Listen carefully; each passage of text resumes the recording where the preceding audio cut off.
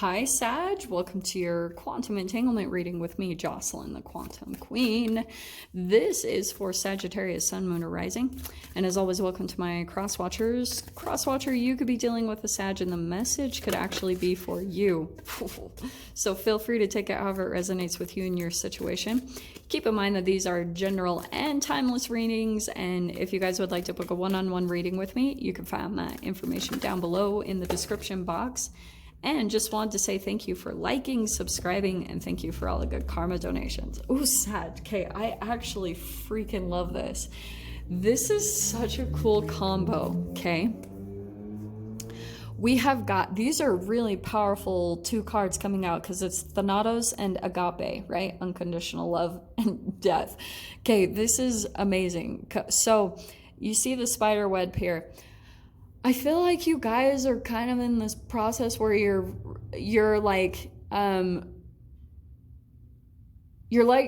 to catch something, like catch a manifestation, or you're like weaving this little web, okay?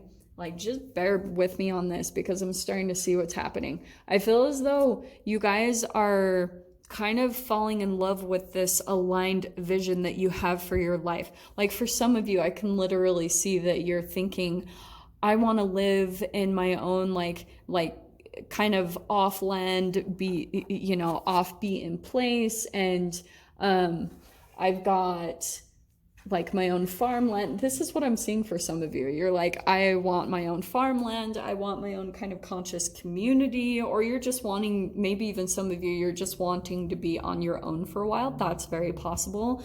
But you're kind of weaving this web in your life. You're really like working on the energy of that. And I love kind of the combination here. Let me tilt this up. Of the atomic structure and the web. I feel as though you guys, the more that you can work on expanding, kind of moving into the Sagittarius energy in and of itself is the mental expansion. The more that you're going to be doing that, you're going to be feeling as though, right, with the electron kind of structure, you're going to be feeding the electrons. It's going to get you like totally in sync with the universe, because that's what I'm seeing here. Like, you see how it's all like kind of like synchronistic here, lined up. It's this energetic tie. And once you get to a certain place in your energy, and it could be through exploration or just going out and doing different things, switching up your norm, doing the typical Sagittarius thing is kind of what I think you need to do right now. And when you get out there, there's going to be these kind of synchronistic cosmic things that are helping you to see a connection between everything. And that's what I'm seeing with this web. It's almost like a cosmic web that you're seeing, okay, this is connected to this. There's some type of tie here. It's a very big time connecting the dots. That's what I'm seeing with all of this imagery and everything, okay? So let's dive in here. Let's see what else is going to come out about this, because this is kind of cool. I'm really liking this lineup. Okay, well, there's the World card. Definitely something wrapping up, which I'm not kind of surprised. You've got the Thanatos, which is the death. So yeah, you're wrapping something up right now.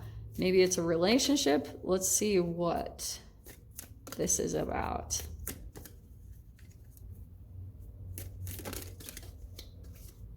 Oh, okay, Hierophant. Maybe for some of you guys, this is a Taurus. Could be. 'Tis possible. But I'm wondering, all right, I don't know. Okay, here's the other side of it, all right? Since we've got the World card, I feel as though there's two interesting parts of this read in this entanglement. Some of you guys could be feeling as though you're a bit like trapped and stuck by a Taurus. And I'm going to tell you, it's actually really crazy that this is coming out the way that it is, because I was getting a vision about this the other day. I know that sounds all like weird, but let me explain it. And I wish I could show you guys my sketchbook, because I literally drew a web with a person in the middle of it. And then it had like kind of the people stuck. And so here's kind of what I'm seeing, which is crazy. I wasn't even thinking about this image, but I feel as though some of you guys have someone in your life that has a very interweaved like energetic connection to certain people, okay? And you could be in aligned with that structure, kind of energetically. Maybe this is a family structure or work. It's just something very, there are a lot of entanglements in here, a lot of different people, a lot of different connections, and you're kind of like a player in that piece of the game. Do you know what I mean? And this person has certain like people that they go to for certain things, you know?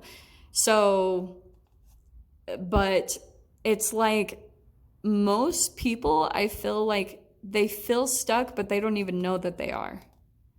That's what I'm getting from this. It's like, they're just kind of going along with it because it's the tradition of things, you know, and maybe even for some of them, because it says approval, tradition, conformity, ethics and morality, and advice.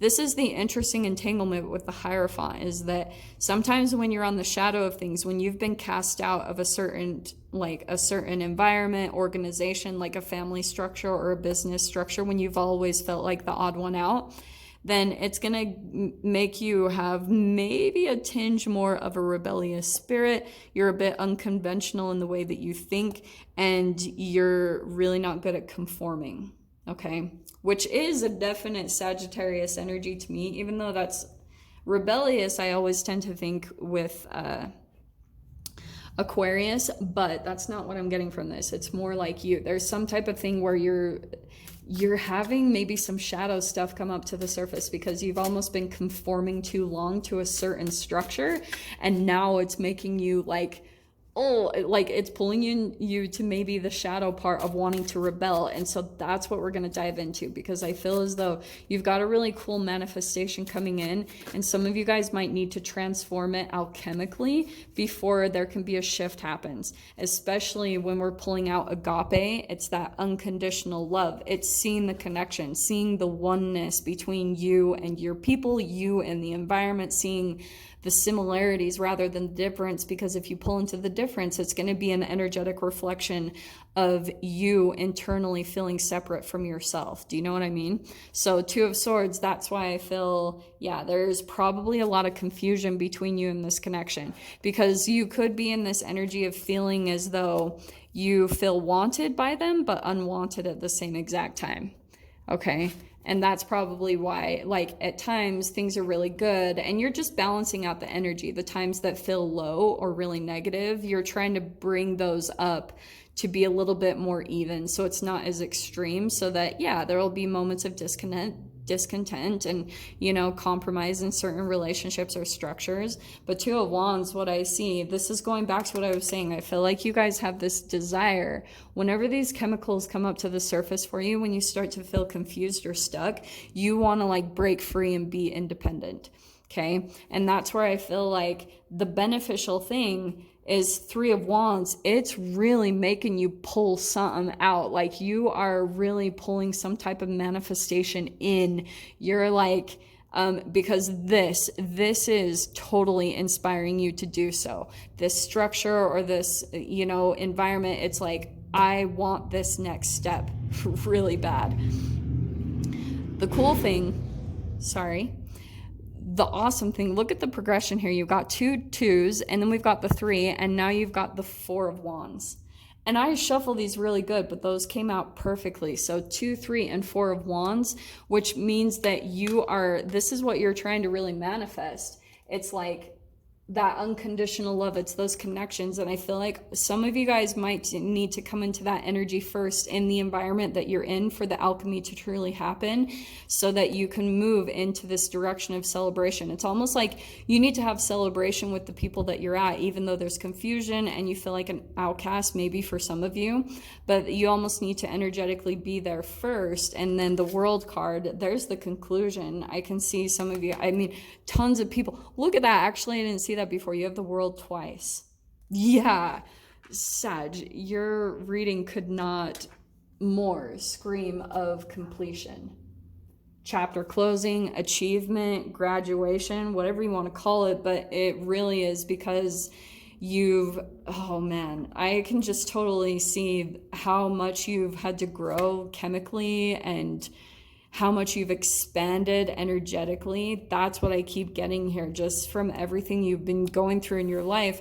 It's like you've been in this constant process of just continuing to move forward. When you feel stuck, some of you guys might even kind of get, this process all too well now. You know that you will get into these environments, you start to feel stuck, and then this is why I bring out my Buddha guy, because that is part of the process, is getting this peace of mind, a lot of meditation, getting into these deeper levels of consciousness that will like elevate you into agape, that unconditional love, and then cycles come to a completion. So this is such a, I don't know, this is a really deep, kind of more conscious reading. We're gonna dive into the extended and see what other details want to come out. So I don't know who this resonates for, but if you guys want to join me over in the extended, feel free. Go down below, click on the Vimeo link, and I'll see you over there. But Sag, if this is where we leave things, I'm sending you guys so much love, wishing you all the very best, and I'll see you in your next reading. Take care.